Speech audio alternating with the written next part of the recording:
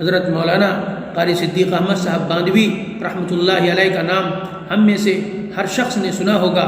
وہ گزشتہ صدی کے ایک نیک، پرہیزگار، خدا ترس، متقی اور صاحب علم و عمل بزرگ تھے۔ اللہ تبارک و تعالی نے ان سے دین و اصلاح کا بہت بڑا کام لیا۔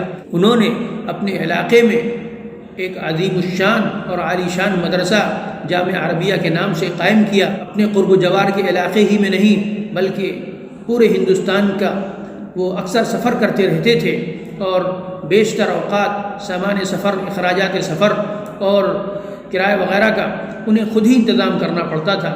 اس سلسلے میں استاد محترم حضرت مولانا محمد زکریا صاحب سنبھلی دامت برکاتہم نے اپنی کتاب حضرت مولانا سید صدیق احمد باندھوی نقوش و تاثرات میں ایک سبق آموز واقعہ لکھا ہے۔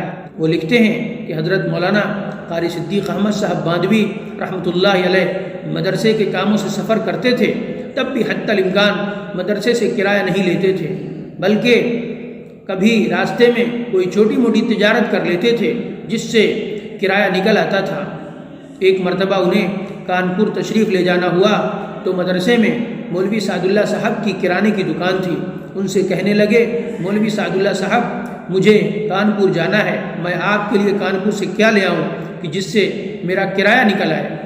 مولوی سعد اللہ صاحب نے کہا کہ باندے میں سن لائٹ صابن کی پیٹی اس قیمت میں ملتی ہے اور کانپور میں اس سے کم قیمت پر ملتی ہے، آپ میرے لیے سن لائٹ صابن کی ایک پیٹی لے آئیے۔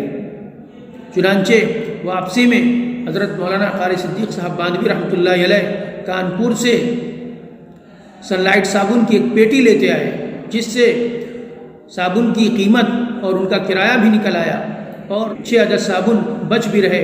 تو کہنے لگے یہ غریب طلبہ کے کام آ جائیں گے۔ یہ واقعہ ہم نے آپ کو اس وجہ سے سنایا کہ اس واقعے میں ہمارے لیے بڑی ہی عبرت ہے، عملی نمونہ موجود ہے اور ایک سبق ہے کہ کس طرح ہم چھوٹی موٹی تجارت کر کے اپنے دینی اور دعوتی مقاصد کو پورا کر سکتے ہیں، اور اللہ تبارک و تعالیٰ نے ہمارے ذمے جو دعوت و اصلاح کا کام کیا ہے ہم اسے کس طرح پورا کر سکتے ہیں۔ آج ہمارے بہت سے علماء اس طرح کی چھوٹی موٹی تجارت کرنے کو اپنے لیے کسر شان سمجھتے ہیں اور اپنی ہتک محسوس کرتے ہیں، جبکہ تجارت خواہ چھوٹی ہو یا بڑی ہو، تجارت بہرحال تجارت ہے۔